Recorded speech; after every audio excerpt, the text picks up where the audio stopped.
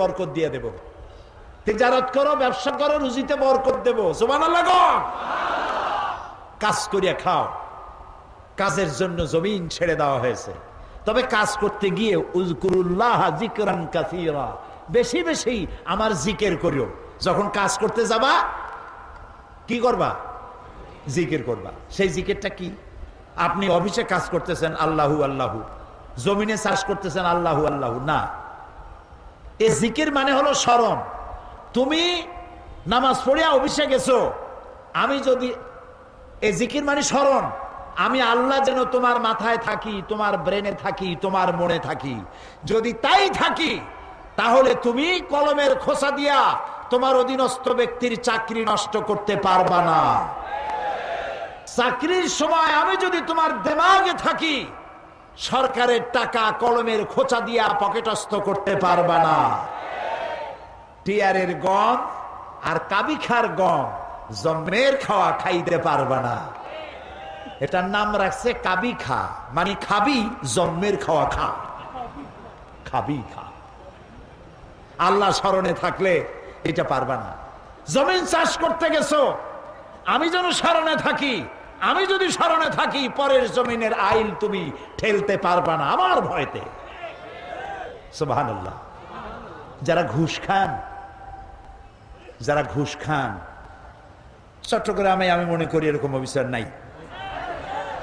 যারা ঘুষ খান তারা জিজ্ঞেস করি কি খাইতেছেন, কি খান?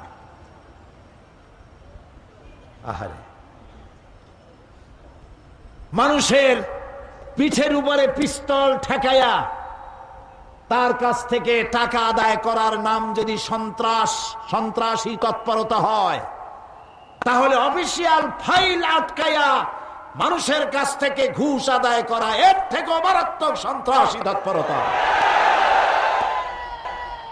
অশিক্ষিত, নিরক্ষর, ভিক্ষুক, প্রতিবন্ধী যদি মানুষের কাছ থেকে হাত পেতে খয়রাত নেয়, এটার নাম যদি ভিক্ষা হয়, তাহলে শিক্ষিত মানুষ সরকারের চেয়ারে বসে আনডিউ ফেভার যদি আপনার মক্কেলের কাছ থেকে ঘুষের টাকা নেন, তাহলে মূর্খ, অন্ধ, কানা, পঙ্গু লোকের ভিক্ষার চাইতে এটি আরো মারাত্মক ভিক্ষা। শান্তি পাবেন না, শান্তি পাবেন না। বহু টাকা ঘুষ খাইছেন, ঘুম হবে না, ঘুম হবে না। মনের মধ্যে সব চিন্তা, হায় হায় কোন সর্বনাশ, কোন ফাঁক দিয়া বন্দুকের গুলি আইসে আমার বুকটারে জাজরা করে নেয়। হযরত ওমর রাদিয়াল্লাহু তাআলা আনহু, ইসলাম কারে কয় বাবা, ইসলাম কাকে বলে? রোমক সম্রাট তার গোয়েন্দা বিভাগের লোক পাঠায় দিয়েছে, দেখো তো যেভাবে ইসলাম এক একটা দেশ দখল করতেছে, তার আদর্শ দিয়ে না জানি রোমও কবে চলে যায়। আমিরুল মুমিনিন কেমন, সিংহাসন কেমন, দেখে আসো। রোমের বাদশা, রোমের গোয়েন্দা বিভাগ আসলো, মদিনায় ঢুকে সাহাবীদের জিজ্ঞেস করছেন, আইনা মালিকুকুম, তোমাদের বাদশা কই? তারা বললো যে আমাদের জন্য কোনো বাদশা হয় না, বাল্লানা আমির, আমাদের জন্য একজন আমির হয়। আচ্ছা হলো আমির, সেই আমির কই? কয় যে কোথায় তা জানি না, তবে শুনেছি ওনার উট হারায় গেছে, উট তালাশ করতে গেছে।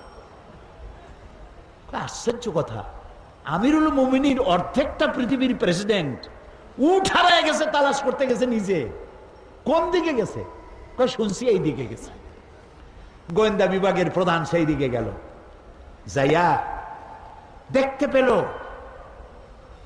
সাথে একটা লোক গেছিল, যাই দেখে একটা উট গাছে বাঁধা, আর গাছের তলে একটা লম্বা মানুষ শোয়া।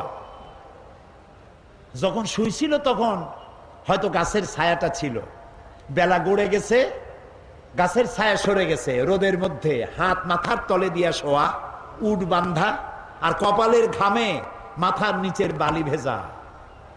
সাহাবী বললেন, এই হচ্ছে আমাদের আমিরুল মুমিনিন ওমর ইবনুল খাত্তাব রাদিয়াল্লাহু তাআলা। রোমের গোয়েন্দা বিভাগের প্রধান স্বাগতোক্তি মুখ থেকে বেরিয়ে গেল, ওমর আমার দেশের প্রেসিডেন্ট রাতের বেলায় দুর্গে ঘুমায়, চতুর্দিকে দুর্ধর্ষ সেনাবাহিনীরা বন্দুক উঁচু করে পাহারা দেয় সারা রাত, তারপরেও আমার বাদশার ঘুম হয় না, কোন ফাঁক দিয়া গুলে এসে পৈতৃক সম্পত্তি জীবন পাখি উড়ে যায়।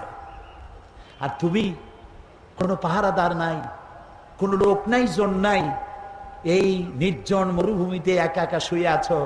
নিশ্চয়ই তুমি তোমার জনগণের হক আদায় করেছো, তাই তোমার পাহারাদারের দরকার নাই।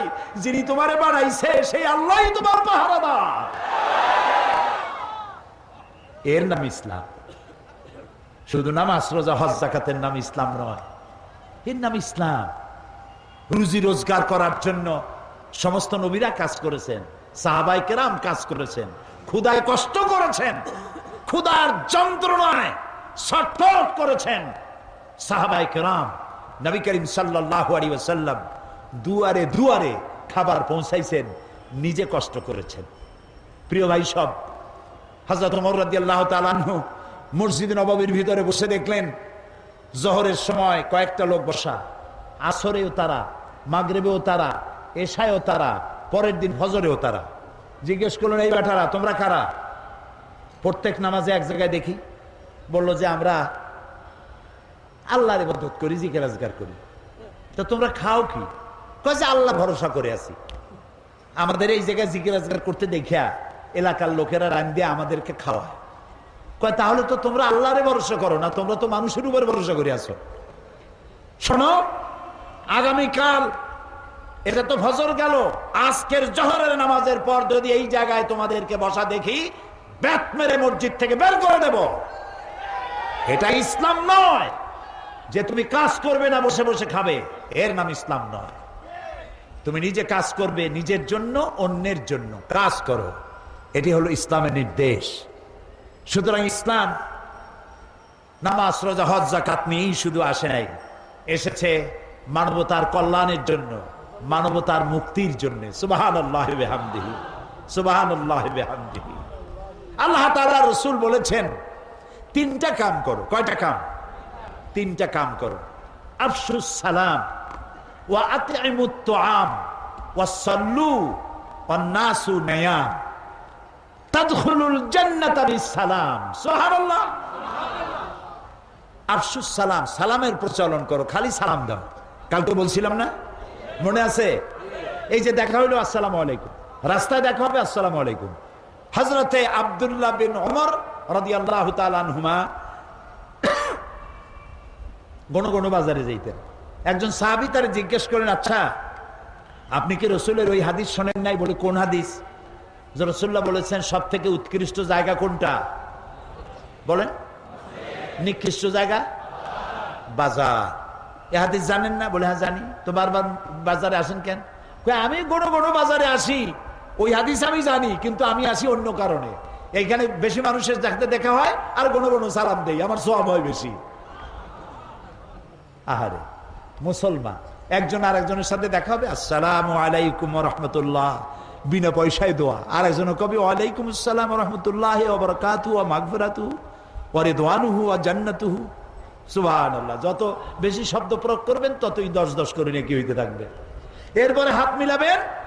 অনেকে হাত খালি ছোঁয়ায় আঙ্গুলের মাথা, কেউ একটু দেয়, কেউ সবটা দেয়, কেউ সবটা দিয়ে ধরিয়া এরকম ঝাঁকায়। ওর চিন্তা যত ছাকি তত নেকি। এটা একটা বাজে কথা। প্রিয় ভাই সব, রাসূলুল্লাহ বলছেন সালাম দাও, বেশি করে সালাম দাও। ওয়া আতইমুত তুআম, আর মানুষকে খাইতে দাও। জাহান্নামে যারা যাবে কারণ হবে দুইটা, অনেক কারণের মতো কারণ হবে কয়টা? দুইটা। ইয়াতাসাআলুনা আনিল মুজরিমিন মা সালাকাকুম ফি সাকার ক্বালু লাম নাকু মিনাল মুসাল্লিন ওয়া লাম নাকু নুতঈমুল মিসকিন। জাহান্নামীদেরকে প্রশ্ন করা হবে জাহান্নামে আসছে কেন? বলবে দুইটা কারণে, আমরা নামাজ পড়ি নাই আর এতিম মিসকিনকে খাইতে দেই নাই। নাউজুবিল্লাহ, বলেন নাউজুবিল্লাহ। এতিম মিসকিনকে খেতে দিবেন, মেহমানদের দাওয়াত দিবেন, বেশি করে খাওয়াবেন। শুধু নিজেই অন্যের বাড়িতে গিয়ে খাবেন না, মানুষকেও দাওয়াত দিয়া খাওয়াবেন, তাহলে মহব্বত বাড়বে। কি বাড়বে?